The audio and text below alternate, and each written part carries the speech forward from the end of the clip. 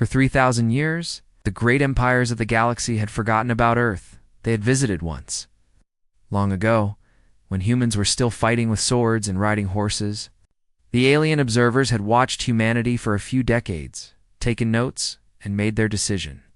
These creatures were too violent, too unpredictable, and too dangerous to be allowed into the galactic community. So they built a containment field around the entire solar system. A barrier of energy that nothing could pass through. And they left humanity to rot in its own little corner of space. Then they simply stopped thinking about Earth altogether. Admiral Kira Dawson remembered the stories her grandmother used to tell.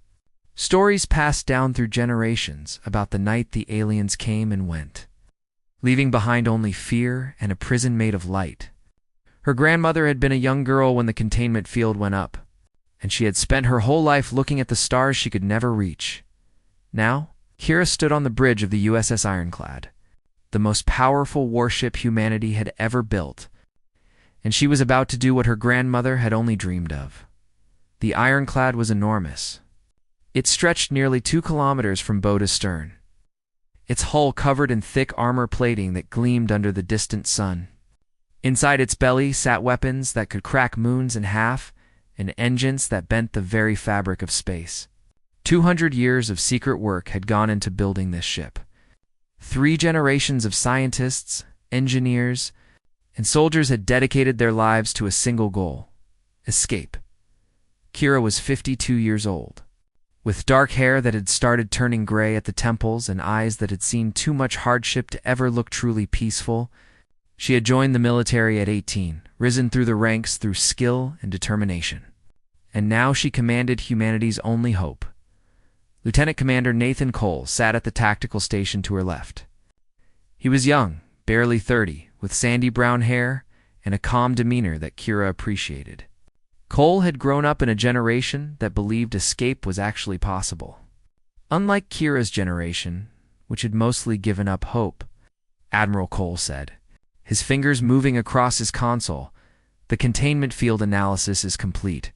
The barrier frequency hasn't changed in over 200 years. They really did forget about us. Kira nodded slowly. The aliens had been so confident in their prison that they never bothered to update it. That arrogance would be their undoing. The CUM system crackled, and Chief Engineer Molly Richardson's voice came through from the engine room deep in the ship's core. Molly was a heavy-set woman in her 40s with red hair and grease-stained hands. She had practically grown up inside the Ironclad's engines and knew every wire and circuit better than anyone alive. "Quantum drive is holding steady, Admiral," Molly reported. "The phase shift calculations check out perfectly. Once we punch through that field, we're looking at open space. Nothing but stars and possibilities." Commander Ethan Price stood silently beside Kira's command chair. He was her executive officer, former Special Forces operative who had spent 20 years running the most dangerous missions Earth's military had to offer. His face was scarred from old battles, and he rarely smiled. But Kira trusted him more than anyone else on the ship. "A crew's ready," Price said quietly. "They know what's at stake." Kira took a deep breath. The Ironclad carried a crew of 3,000 men and women, each of them a volunteer. Each of them willing to die for the chance to free their species. They came from every nation on Earth, united by a common purpose that transcended old borders and ancient grudges. She pressed the button that opened a channel to every deck on the ship. "At all hands, this is Admiral Dawson. In approximately 4 minutes, we will attempt something that has never been done before. We will become the first human vessel to leave our solar system. For 3,000 years, the galaxy has kept us locked in a cage. They threw away the key and forgot we existed. Today, we picked that lock." She paused, letting her words sink in. "I won't lie to you. We don't know what's waiting for us on the other side. The galaxy might welcome us with open arms, or it might try to push us back into our prison. Either way, we're going. Because humanity has spent long enough staring at stars we couldn't touch. Because our ancestors dreamed of this moment and died without seeing it. Because we owe it to everyone who came before us to finally take that first step." She released the button and turned to her bridge crew. "Take us out, Lieutenant Cole. Maximum speed toward the barrier." The ironclad's engines hummed with power as the massive ship began to move.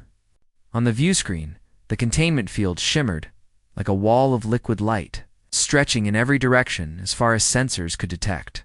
It was beautiful in a terrible way, this prison that had held humanity captive for so long. Approaching the barrier, Cole announced. Phase shift engines are spooling up. 30 seconds to contact. Kira gripped the armrests of her chair. This was the moment of truth. All their calculations, all their theories, all their hopes, rested on the next few seconds. If they were wrong, if the phase shift technology didn't work, the ironclad would slam into the barrier and be destroyed instantly. 15 seconds. The bridge fell silent. Every officer held their breath. At 10 seconds. Phase shift engaging. The ship began to vibrate as the quantum engines activated, wrapping the ironclad in a bubble of warped space that existed, slightly out of sync with normal reality. Seconds. 4, 3, 2, 1. Contact. The view screen turned white as the ironclad hit the containment field. For a single heartbeat, everything seemed to freeze. Kira could feel the ship straining against the barrier, pushing through something that was never meant to be crossed, and then they were through.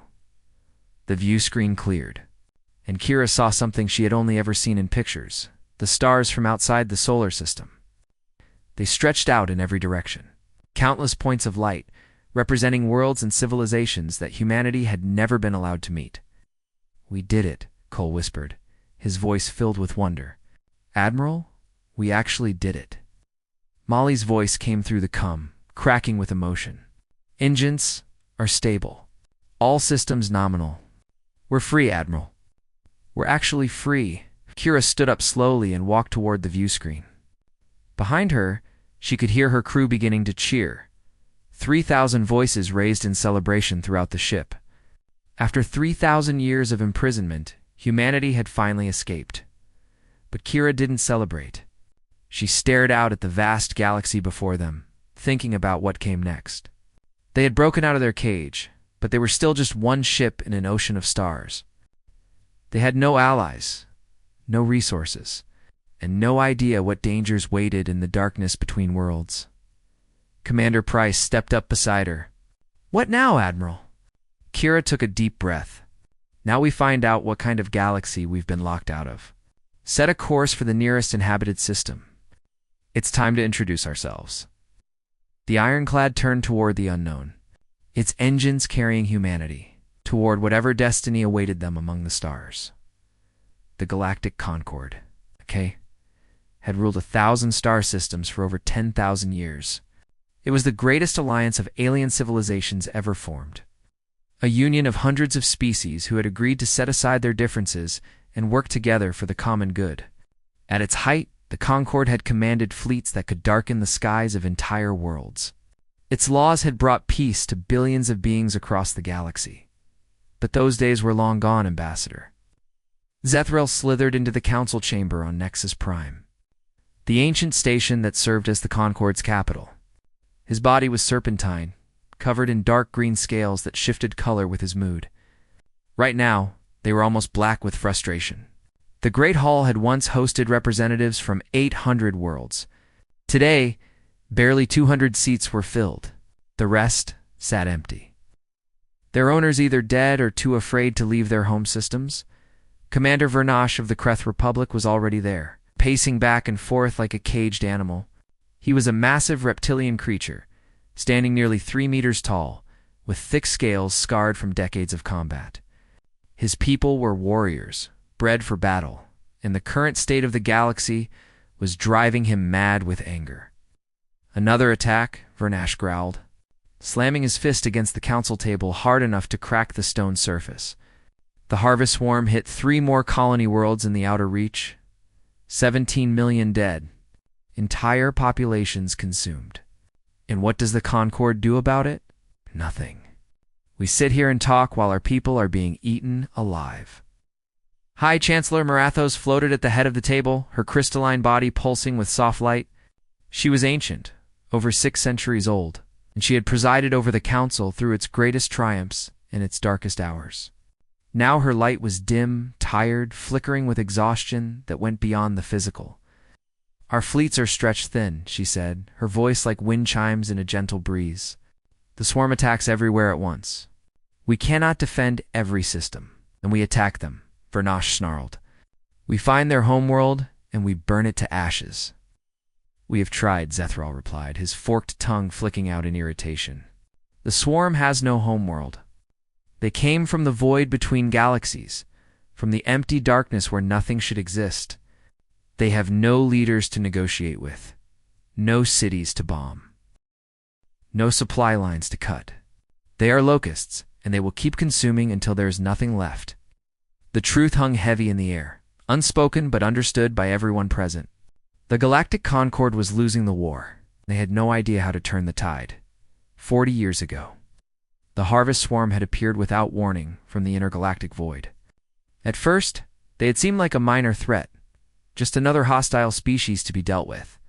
But the swarm was different from anything the galaxy had faced before. They were biomechanical nightmares, creatures that were partly organic and partly machine, driven by a hunger that knew no satisfaction. They did not want territory or resources or power. They wanted only to consume, to strip entire worlds of every living thing and convert the matter into more of themselves. The Concord's mighty fleets had been designed to intimidate lesser species and maintain order among member worlds.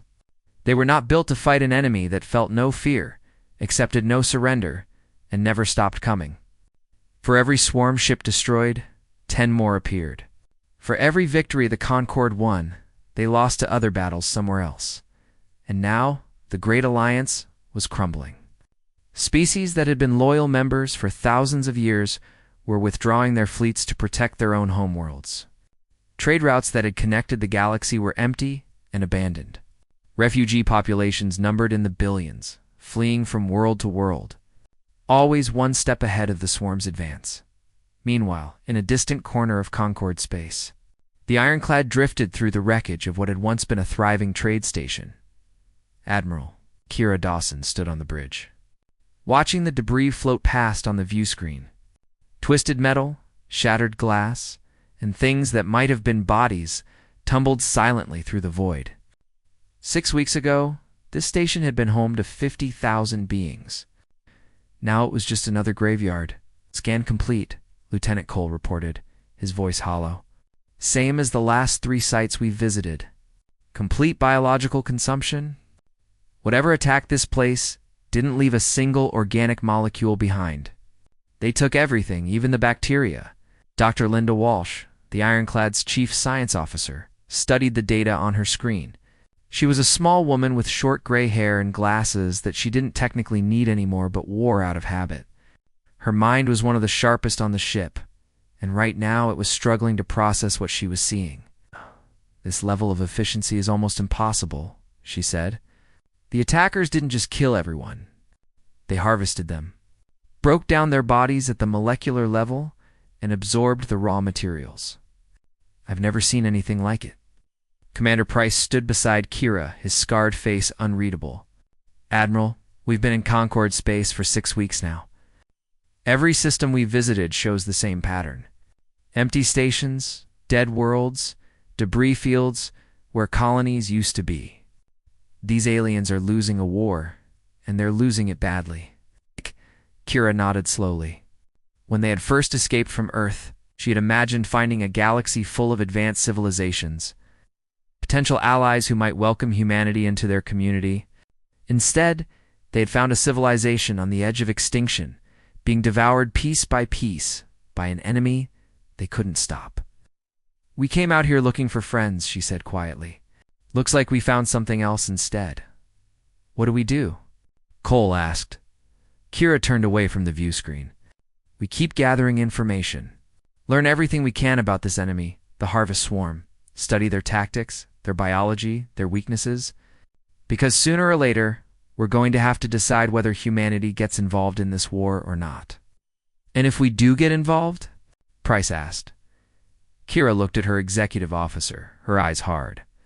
"Then we show this galaxy something it seems to have forgotten. That some species don't know how to give up. that some species get stronger when they're pushed into a corner. The Concord has been fighting this war like civilized beings, with rules and procedures and careful tactics. Maybe what they need is something a little less civilized. She sat back down in her command chair. Set a course for the Concord capital. It's time we introduced ourselves to whoever's in charge of this crumbling empire, and maybe offered them something they don't have. What's that? Molly's voice came through the come from engineering. Kira smiled grimly. Hope. The ironclad turned and accelerated into the darkness, carrying humanity toward its first meeting with the rulers of a dying galaxy.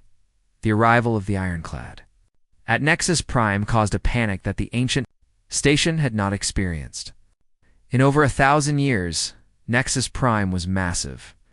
A space station the size of a small moon that served as the heart of the Galactic Concord. Millions of beings from hundreds of different species lived and worked there, conducting the business of governing 1,000 star systems. Defense platforms surrounded it in layers, armed with weapons that could vaporize attacking fleets. It was supposed to be the safest place in the galaxy. None of that mattered when the ironclad appeared. The defense coordinator was a being called Treshaval, a creature with a bulbous head and multiple compound eyes that could track dozens of objects simultaneously. He had held his position for 30 years and had never seen anything like what his sensors were showing him now. Unknown vessel approaching from the outer system, he announced, his voice tight with confusion. Configuration does not match any known species. Size approximately 2 kilometers. And the power readings, ... He paused, checking his instruments twice to make sure they were functioning correctly. The power readings are impossible. That single ship is generating more energy than our entire defensive grid combined. Alarms began to sound throughout Nexus Prime. Ships scrambled to defensive positions. Weapons platforms came online, tracking the unknown intruder as it moved steadily closer in the council chamber. The assembled representatives erupted into chaos. It must be the swarm, someone shouted. They've developed a new type of vessel. No, the energy signature is completely different, another voice argued. This is something else entirely. Where did it come from? That sector of space is empty except for... Ambassador Zethral trailed off, his scales turning pale as realization struck him. Except for the quarantine zone. The containment field around the primitive world. High Chancellor Marathos' light flickered with ancient memory. Earth, she said softly. The containment barrier around Earth, the chamber fell silent. Every being present knew about Earth, though most had considered it irrelevant for millennia. A backwater planet full of violent primitives sealed away and forgotten. Surely those creatures couldn't have developed the technology to break through a Concord containment field. Could they? Open a communication channel, Mirathos commanded. Now, the main view screen in the council chamber flickered to life. And for the first time in 3,000 years, the rulers of the Galactic Concord looked upon a human face. Admiral Kira Dawson sat calmly in her command chair, surrounded by her bridge crew. Behind her, the advanced technology of the ironclad was clearly visible. Systems and displays that the watching aliens had never seen before. I am Admiral Kira Dawson of the United Earth ship Ironclad, she said, her voice steady and clear. We come in peace, but we are prepared for the alternative if necessary. We have spent the last several weeks surveying your territory and learning about your current situation. We have a proposal for the Galactic Concord. Commander Vernash surged to his feet, his massive reptilian body trembling with outrage. You dare approach our capital uninvited? You dare make demands of the Concord? You should be destroyed where you sit, primitive. Kira's expression didn't change. You're welcome to try, Commander. But before you give that order, you might want to check your tactical sensors. My ship's weapons are currently locked onto every defense platform surrounding this station. I could destroy them all in approximately 30 seconds, if I chose to. I'm choosing not to because I didn't come here to fight. I came here to help. The chamber erupted in angry murmurs, but Kira continued speaking over them. Your galaxy is being eaten alive by an enemy you can't stop. The Harvest Swarm has been advancing for 40 years, and in that time, you've lost approximately 1/3 of your territory. Your fleets are scattered and defensive. Your member species are abandoning the Concord to protect their own homeworlds. At your current rate of loss, the swarm will reach this station within 15 years. Maybe less. She leaned forward in her chair. We've analyzed the swarm's attack patterns, their biological composition, and their tactical behavior. They're not unstoppable. They're not invincible. They're just fighting an enemy that has forgotten how to adapt. The Concord hasn't fought a real war in over 2,000 years. You've forgotten what it means to struggle for survival. You've forgotten how to be dangerous. High Chancellor Marathos' light pulsed slowly. And you believe your species can teach us these things? One ship, one primitive world against an enemy that has consumed thousands of systems. Yes, Kira replied simply. Because humanity spent its entire existence fighting for survival. We fought predators that wanted to eat us. We fought diseases that tried to wipe us out. We fought each other in wars that killed hundreds of millions. We survived an ice age, volcanic eruptions, asteroid impacts, and 100 other disasters that should have ended our species. And through all of it, we never stopped fighting. We never gave up. She stood up from her chair and walked closer to the view screen. The Concord locked us away because you thought we were too dangerous to be allowed into galactic civilization. You were right. We are dangerous. We are violent and stubborn, and we don't know when to quit. But right now, dangerous is exactly what you need. The swarm doesn't negotiate. It doesn't feel fear. It doesn't stop. You need an ally that operates the same way. In the back of the council chamber, the alien representatives whispered among themselves. Some were angry, insulted by this primitive species that dared to lecture them, but others were listening carefully, hearing something in Kira's words that resonated with their own desperate hopes. On the ironclad, Commander Price watched the aliens' reactions through a remote feed. Beside him, Dr. Walsh was analyzing the data streams from Nexus Prime's communication systems. They're scared, she observed quietly, not just of the swarm, of us. They've never encountered a species like humanity before. Our aggression levels, our technological development rate, our willingness to take risks, it's all off their charts. Good Price replied. Fear is something we can work with. It's better than being ignored. Back in the council chamber, High Chancellor Marathos made a decision that would change the fate of the galaxy. Admiral Dawson, she said, the Concord has governed this galaxy for 10,000 years. We have made many mistakes in that time, and perhaps our treatment of your species was one of them. We are not yet ready to accept your offer of alliance, but we are willing to listen. Send a delegation to Nexus Prime. Let us discuss what humanity might bring to our war against the swarm. Kira nodded. I'll come myself, Chancellor. Along with my senior officers, we'll be docking within the hour. She cut the communication channel and turned to her crew. The bridge was silent, everyone processing what had just happened. First contact with the alien civilizations that had imprisoned humanity for 3 millennia. Well, Molly's voice came through from engineering that went better than expected. Nobody shot at us, yet Price added darkly. Kira smiled slightly. Prepare a shuttle, Commander, and have security teams standing by. We're about to walk into a room full of aliens who have every reason to hate us. Let's try to make a good impression. The ironclad moved closer to Nexus Prime. Humanity's first ambassador preparing to meet the rulers of a galaxy that desperately needed. Saving the harvest swarm came to the sanctuary. System with a fleet that blocked out the stars. Themselves, Sanctuary Prime was a world of green continents and blue oceans, beautiful and peaceful. It had become the largest refugee center in the Outer Reach, a place where survivors from dozens of fallen worlds had gathered after their homes were consumed. 12 billion beings now lived on its surface, the largest concentration of refugees in the entire galaxy. They had fled from world after world, always one step ahead of the swarm's advance, hoping that Sanctuary would live up to its name. That hope was about to be tested. The Concord had stationed its remaining defensive fleet in orbit around the planet. 300 warships, representing the combined military strength of a dozen species. It was the largest fleet assembled in over a century, But everyone knew it wasn't enough. The swarm armada approaching them numbered in the thousands. A tide of biomechanical nightmares that stretched across millions of kilometers. Admiral Bernache stood on the bridge of his flagship, the Kreth vessel Fury of Ages.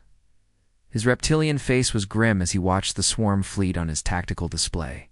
The enemy ships were ugly things, twisted combinations of metal and organic tissue that seemed to pulse with malevolent life.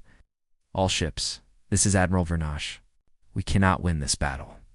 Our objective is to delay the enemy long enough for the civilian evacuation to complete. Fight hard, die well, and know that your sacrifice will save billions of lives. The Concorde fleet began moving into defensive positions, preparing for a last stand that none of them expected to survive. Then the Ironclad arrived. The human dreadnought dropped out of quantum space directly between the Concorde fleet and the approaching swarm, its massive hull gleaming in the light of Sanctuary's sun, alone. Just one ship against an armada of thousands. Admiral Kira Dawson's voice came through on all channels. All Concorde vessels, this is Admiral Dawson of the Ironclad. Fall back to the evacuation corridor and protect the transports. We will handle the swarm. Bernache's response was immediate and incredulous. One ship? Against that armada? Human, you will be destroyed in minutes. Your courage is admirable, but this is suicide, Commander Kira replied calmly. With respect, you don't know what this ship can do. You've never seen human weapons in action. Today, you will. Now fall back and let us work. On the Ironclad's bridge, the crew was already moving into battle stations. Lieutenant Cole's hands flew across his tactical console, locking weapons onto targets throughout the swarm fleet. Commander Price stood ready at the combat coordination station. In engineering, Molly Richardson pushed the quantum engines to their maximum output. Admiral Cole reported, "I'm counting over 4,000 enemy vessels. They're forming into attack clusters. Standard swarm tactics. They'll try to overwhelm us with numbers. Then we'll have to make those numbers work against them," Kira said. Release weapon safeties. All batteries free to fire. Weapons free. Admiral. Deploy the hunter drones. Deploying now. 3,000 units away. The Ironclad seemed to explode as thousands of small autonomous combat drones launched from its hull, spreading out in a cloud of deadly machines that moved toward the swarm with terrifying speed. Each hunter drone was an artificial intelligence packed into a meter-long frame, armed with weapons that could tear through swarm. Vessels like paper. Then the main weapons fired.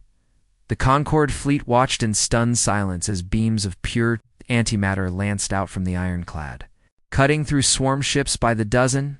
Gravity weapons activated, creating wells of crushing force that collapsed entire enemy formations into themselves. Missiles launched in waves of hundreds, each one carrying payloads that had been specifically designed to exploit weaknesses in swarm biology that humanity had identified during their weeks of study. In the first 60 seconds of combat, the Ironclad destroyed more swarm vessels than the Concorde fleet had managed to kill in the previous year. "By the ancestors?" Bernache whispered, watching the slaughter unfold on his view screen. "What are these humans?" But the swarm was not so easily defeated. They were adaptable, learning, and they began to change their tactics almost immediately. Ships spread out to minimize the damage from area weapons. New biological compounds began to form on their hulls, armor that could partially resist the antimatter beams. And they kept coming, wave after wave, accepting massive losses to get closer to the Ironclad. "Hull breach on Deck 7, a damage control officer reported. Swarm organisms have penetrated the outer hull." "Boarders in the cargo bay," another voice called out. "Security teams engaging." Down in the lower decks, few Marines were fighting hand-to-hand against swarm creatures that had forced their way inside the ship. The aliens were nightmares of teeth and claws and metal, but the Marines held their ground, using weapons and tactics that had been refined through millennia of human warfare. On the bridge, Kira watched the battle unfold on her tactical display. The Ironclad was winning, but slowly. Too slowly. The swarm was adapting faster than expected, developing countermeasures to human weapons in real time. At this rate, they would be overwhelmed within the hour. "Cole," she said suddenly, Can you get a lock on the central hive ship? The big one, coordinating their formations? Cole studied his sensors. I see it, Admiral. It's buried deep in the middle of their fleet. There's no clear shot. We'd have to fight through 1,000 ships to reach it, and we don't fight through them. Kira turned to the CUM system. Molly, remember that theoretical maneuver we ran in the simulations? The quantum jump inside an enemy formation? There was a pause from engineering. Admiral, I remember telling you that would probably kill us all. The spatial distortion from a jump at close range would tear apart everything nearby, including us. What if we did it anyway? Then you're either the bravest commander I've ever served under, or the craziest. Maybe both. Kira smiled grimly. Calculate the jump. Put us as close to that hive ship as you can manage. We end this now. The bridge crew exchanged glances, but no one argued. They had all volunteered for this mission knowing they might not come back. If this was how it ended, so be it, Jump calculated. Molly reported. Admiral, for the record, this is insane, noted. Execute. The ironclad vanished from normal space. One instant, it was in the middle of the battle, trading fire with hundreds of swarm vessels. The next instant, it was gone, leaving behind only empty space and confused enemies. Then it reappeared in the heart of the swarm fleet. Less than a kilometer from the hive ship, the quantum displacement wave that accompanied the jump was like a bomb going off. Space itself rippled and tore, destroying over 100 swarm vessels instantly. Ships that had been hovering nearby were crushed, shredded, or simply ceased to exist as reality reasserted itself after the violent transition. And the ironclad, battered and damaged but still flying, opened fire at point-blank range. Every weapon on the ship targeted the hive ship simultaneously. Antimatter beams punched through. Oh, its hull! Missiles detonated inside its body. Hunter drones swarmed across its surface, tearing it apart from the outside. The hive ship died in a cascade of explosions that lit up the entire system without their coordinator. The remaining swarm vessels fell into chaos. Their attacks became random, uncoordinated, ships bumping into each other or firing at empty space. The hive mind that guided them was gone. They didn't know how to function without it. The Concorde fleet, which had been watching in stunned amazement, finally moved forward to join the battle. Fresh and fully armed, they tore through the confused swarm remnants with ease. By the time it was over, the sanctuary system was saved. 6 billion refugees would live to see another day. The ironclad limped back toward the Concorde fleet, its hull scarred and burned, entire sections venting atmosphere into space. 47 crew members had died in the battle. Humans who had given their lives to save a galaxy that had imprisoned their species for 3,000 years. Admiral Kira Dawson read each name personally, committing them to memory. They were the first humans to die fighting the swarm, but she knew they would not be the last. First blood, Commander Price said quietly. Standing beside her on the damaged bridge, not the last, Kira replied. But today, humanity showed the galaxy something it forgot a long time ago. What's that? That some species don't know how to give up, and that when the universe pushes us into a corner, we don't curl up and die. We push back. Outside the viewport, the Concorde fleet had formed an honor guard around the ironclad, escorting the damaged human vessel back toward Nexus Prime for the first time in 40 years. The galaxy had hope. 1 year had passed since the Battle of Sanctuary Falls, and the galaxy had changed in ways that no one could have predicted. The war against the Harvest Swarm was over. Not one easily, not one without cost, but one nonetheless.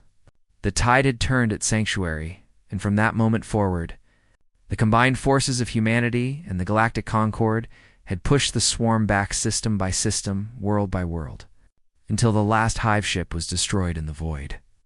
Between galaxies where the nightmare had first emerged, the cost had been enormous. Entire worlds had been lost before they could be liberated. Millions of soldiers from dozens of species had died in the fighting. The ironclad itself had been damaged and repaired so many times that barely any of its original hull remained. But the swarm was gone, truly gone, and for the first time in 40 years, The beings of the galaxy could look to the future without fear. Admiral Kira Dawson stood before the rebuilt Galactic Council, wearing the same uniform she had worn on the day humanity first broke free from Earth's containment field. She looked older now, more gray in her hair, more lines around her eyes. The war had aged her, but it had not broken her. The council chamber was full again, representatives from 300 worlds filling seats that had sat empty for decades. Many of them were species that had withdrawn from the Concord during the darkest days of the war. Convinced that the Alliance was doomed, they had returned now, drawn back by the example humanity had set. High Chancellor Marathos floated at the head of the chamber, her crystalline body glowing with a warm light that Kira had rarely seen in their early meetings. The ancient being had changed too, the weariness lifting from her as victory became first possible and then certain. 1 year ago, Marathos began, her voice carrying to every corner of the vast hall. A ship from a forgotten world appeared at our doorstep. We did not know what to make of these humans. They came from a species we had dismissed as primitive, locked away and forgotten for 3,000 years. We were prepared to fear them, perhaps even to fight them. She paused, her light pulsing slowly. Instead, they saved us. When our fleets were scattered and broken, when hope itself seemed dead, humanity stood in the gap. They taught us how to fight again. They reminded us what it meant to struggle for survival. They showed us that the galaxy was worth saving, and then they helped us save it. The chamber was silent. Hundreds of alien beings listening to words that would have been unthinkable a year ago. Admiral Dawson Marathos continued, turning to face Kira directly on behalf of the Galactic Concord. I extend to humanity an invitation to full membership in our alliance, with all rights and privileges that come with that status. A murmur ran through the chamber. Full membership was not offered lightly. It meant a seat on the council, a voice in galactic governance, access to trade routes and technologies that had been denied to humanity for millennia. But Marathos was not finished. Further, we offer Earth a position of coordinating power for the Concord's newly reorganized defense forces. The war has shown us that we need protectors who understand something we had forgotten, that survival must be earned every single day. We believe humanity can teach us to remember that lesson. Kira looked out at the assembled delegates. Beings from 100 different species looked back at her, creatures of every shape and size imaginable. Some had been enemies just months ago, species who had refused to fight alongside the primitives until they had no other choice. Others had been allies from the beginning, recognizing in humanity a kindred spirit. All of them were watching now, waiting to hear what she would say. We accept, Kira said, her voice calm and clear. But I want you to understand something. Humanity doesn't protect the weak by shielding them from all danger. We don't build walls and hope that problems go away. We protect people by helping them become strong enough to protect themselves. She stepped forward, closer to the center of the chamber. The Concord fell apart because you forgot how to fight. You forgot that peace is not something that happens automatically. Peace is something you have to defend, every single day, against everyone who would take it from you. The moment you stop fighting for peace, you start losing it. For 3,000 years, you kept humanity locked away because you thought we were too dangerous. You were right. We are dangerous. We are stubborn and violent, and we don't give up, even when giving up would be the smart thing to do. Those traits almost destroyed our species a dozen times, but they also saved us again and again when giving up would have meant extinction. Right? She looked directly at Marathos. We will teach you to be dangerous again. Not because we want the galaxy to be at war, but because a galaxy that knows how to fight is a galaxy that can keep the peace. The swarm came from the void between galaxies. Sooner or later, something else will come too. And when it does, we need to be ready. The chamber erupted in discussion, delegates debating among themselves in a dozen languages. But Kira could see that most of them were nodding, accepting her words, understanding the harsh truth she was offering. Beside her, Commander Price allowed himself a rare smile. Dr. Walsh was already engaged in animated discussion with a group of alien scientists, planning collaborative research projects that would combine human creativity with Concord resources. Lieutenant Cole was comparing combat tactics with a group of young Kreth warriors who seemed absolutely fascinated by human military history and in engineering. Watching the ceremony through a video feed, Molly Richardson wiped a tear from her eye. Her grandmother had been one of the original workers on the Ironclad project, a young engineer who had dreamed of the stars but died before seeing them. Now her granddaughter stood on a station at the heart of galactic civilization, part of the crew that had saved 1,000 worlds. The formal ceremony continued for several more hours. Treaties being signed and agreements being made, humanity was officially welcomed into the galactic Concord 3,000 years after being locked out. Earth would have a seat on the council. Human ships would patrol the trade routes. Human soldiers would train alongside alien warriors. But for Kira, the most important moment came later. When the ceremonies were done and she stood, alone at a viewport, looking out at the stars. Nexus Prime was surrounded by ships now, vessels from dozens of species that had come to witness the historic day. Among them, battered but still proud, hung the Ironclad. The ship that had started everything, the ship that had carried humanity from prison to freedom, from forgotten to essential. Commander Price found her there, standing in silence. "The war is over," he said quietly. "What now?" Kira didn't answer immediately. She was thinking about her grandmother, who had spent her whole life looking at stars she could never reach. She was thinking about the 47 crew members who had died at Sanctuary Falls, and the thousands more who had died in the year of fighting that followed. She was thinking about Earth, that small blue world that had given birth to a species crazy enough to fight a galactic war and stubborn enough to win it. "Now we do what humans have always done," she finally said. "We keep going. We keep exploring. We keep pushing forward, no matter what stands in our way. The galaxy thought we were primitive because we couldn't leave our own solar system. Now they know the truth." She turned to face Price, her eyes bright with the reflection of 1,000 stars. "We were never primitive. We were just getting started." Outside the viewport, the Ironclad hung silently among the stars, its crew already preparing for whatever challenges lay ahead. The galaxy had let down its guard, thinking itself safe and civilized.